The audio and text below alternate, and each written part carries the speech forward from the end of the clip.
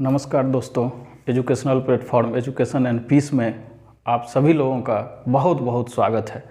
आज हम लोग इकोनॉमी के कुछ महत्वपूर्ण वर्ड के बारे में उसके क्लेरिफिकेशन को समझेंगे, जैसे कि इन्फ्लेशन, डिफ्लेशन, डिसइन्फ्लेशन, रिफ्लेशन और स्टैगफ्लेशन।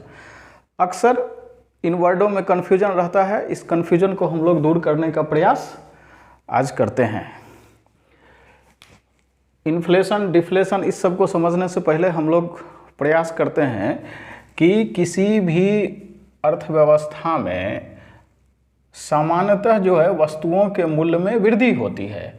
जैसे कि किसी वस्तु का मूल्य आज 100 रुपया है और 1 साल के बाद वो 105 रुपया हो गया, तो वस्तु के मूल्य में जो प्राइस राइज हो गया वो 5% का हो गया। यानी वस्तु तो वही है लेकिन उसके मूल्य में केवल वृद्धि हो गई है 5% की, 5 रुपया की। इसे कहते हैं कि वस्तु के मूल्य में वृद्धि, वस्तु के मूल्य में वृद्धि हो रही है या वस्तु महंगी हो रही है। वस्तु वही है लेकिन उस वस्तु को खरीदने के लिए पहले 100 रुपया की ज़रूरत थी, अब 105 रुपया में वही वस्तु मिलेगा। तो वस्तु के मूल्य में तो वृद्धि हो रही है परंतु रुपया का जो है सो अवमूल्यन हो रहा है, क्योंकि पहले जिस वस्तु को खरीदने के लिए 100 रुपये की ज़रूरत थी, आज उसी वस्तु को खरीदने के लिए 105 रुपये की ज़रूरत होगी। तो रुपया का वैल्यू जो है सो वो घट रहा है, रुपया का अवमूल्यन हो रहा है और वस्तु का मूल्य में वृद्धि हो रही है। ये हुआ अर्थव्यवस्था में सामान्य रूप से जब वस्तु के मूल्य में वृद्धि होती है।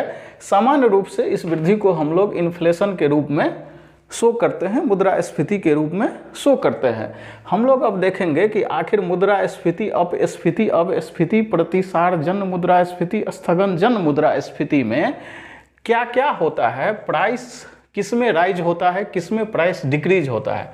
तो इन्फ्लेशन यानी मुद्रास्फीति में प्राइस राइज होता है, ये शो करता है। ये तीर का निशान ऊपर की ओर शो कर रहा है कि प्राइस राइज हो रहा है, तीर का निशान नीचे की ओर शो करेगा कि प्राइस में डिक्रीज हो रहा है। महंगाई दर में जो है सो वृद्धि हो रही है या कमी हो रही है, जनरली परसेंटेज के रूप में हम लोग देखेंगे। डिफ्लेशन में महंगाई दर में कमी होती है, डिसइन्फ्लेशन में भी महंगाई दर में कमी होती है, रिफ्लेशन में वृद्धि होती है और स्टैगफ्लेशन यानी स्थगन जन मुद्रास्फीति में भी वृद्धि होती है। तो हम लोग जो 5 टर्म की बात कर रहे हैं उसमें इन्फ्लेशन यानी मुद्रास्फीति में महंगाई दर में वृद्धि, वस्तु के मूल्य में वृद्धि, वस्तु का मूल्य का दाम पहले से बढ़ गया।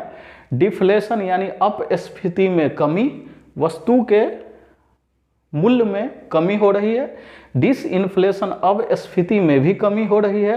रिफ्लेशन प्रतिसार जन मुद्रास्फीति में वृद्धि हो रही है और स्टैगफ्लेशन स्थगन जन मुद्रास्फीति में भी वृद्धि हो रही है। अब किस प्रकार कमी होती है और वृद्धि होती है उसको हम लोग देखने का प्रयास करते हैं।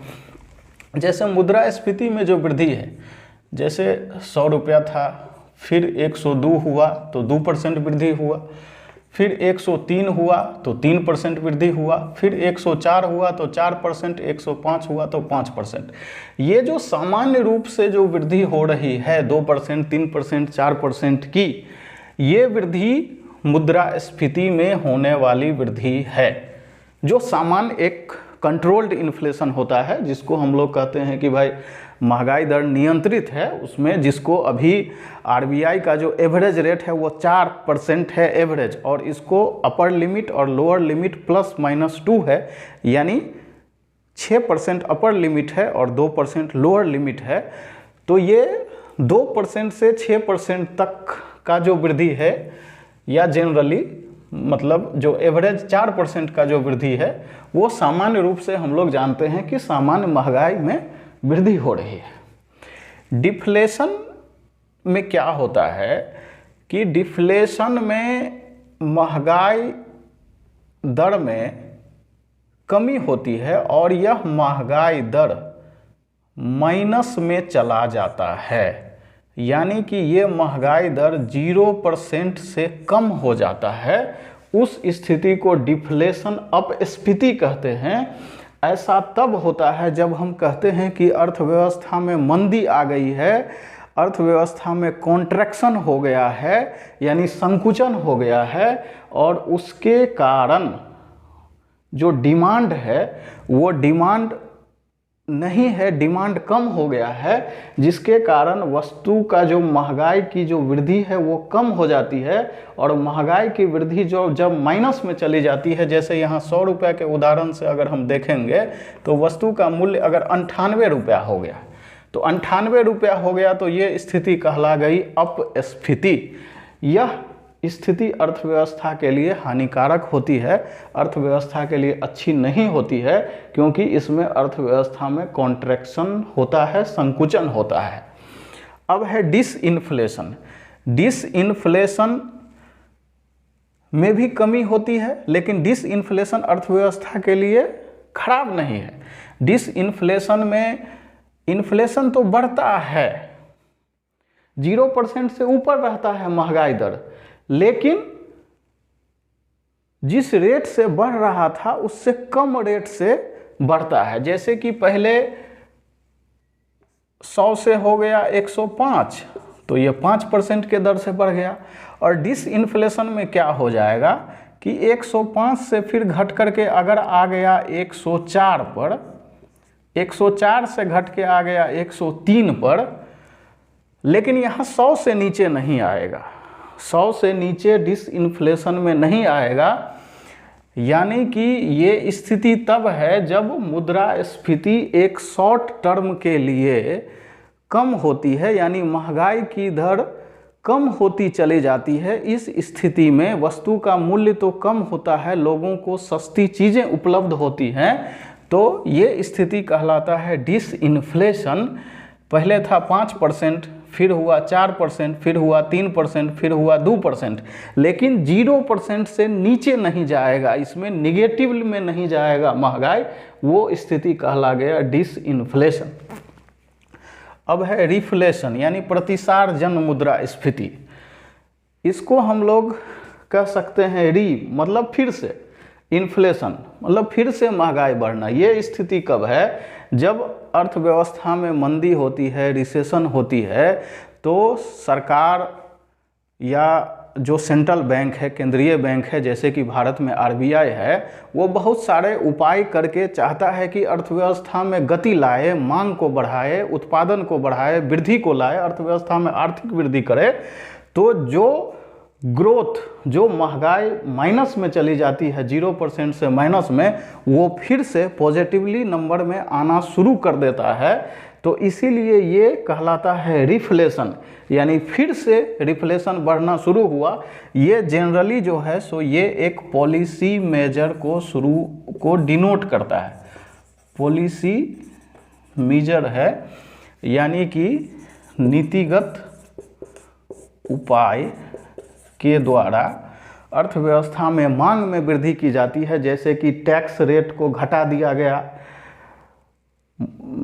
जो ब्याज दर है उसको कम कर दिया गया ताकि लोगों के हाथ में पैसा आए, मनी सप्लाई बढ़ जाए, यानी मुद्रा का जो आपूर्ति है वो बढ़ जाए। ये करके जो है सो अर्थव्यवस्था को रिसेशन से वापस लाने के लिए जो पॉलिसी मेजर किया जाता है, नीतिगत उपाय किया जाता है, उसके कारण जो वस्तु के मूल्य में, डिमांड में वृद्धि होने के कारण जो फिर से बढ़ने लगती है, उसको प्रतिसार जन मुद्रास्फीति कहते हैं। और ये है स्टैगफ्लेशन, स्थगन जन मुद्रास्फीति। ये 2 वर्ड से बना है, एक है स्टैगनेशन प्लस इन्फ्लेशन। स्टैग्नेशन मतलब हो गया ठहराव,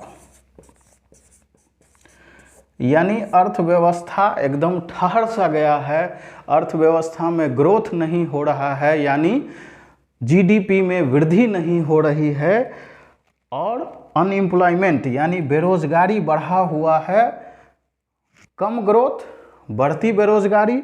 और उस स्थिति में अगर महंगाई दर बढ़ी हुई है तो ऐसी स्थिति को स्टैगफ्लेशन यानी स्थगन जन मुद्रास्फीति कहते हैं।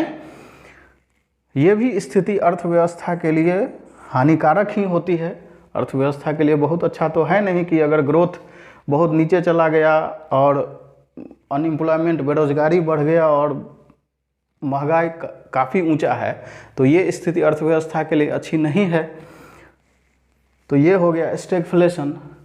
तो आज हम लोग अर्थव्यवस्था के 5 word inflation, deflation, disinflation, reflation और स्टैगफ्लेशन के बारे में बात किए। हमको उम्मीद है कि आप लोगों को इन 5 वर्ड में क्या अंतर है ये स्पष्ट हो चुका होगा। फिर भी अगर कोई डाउट है तो मुझे बताया जाए ताकि उस डाउट को क्लियर करें। तो आज के लिए इतना ही, धन्यवाद।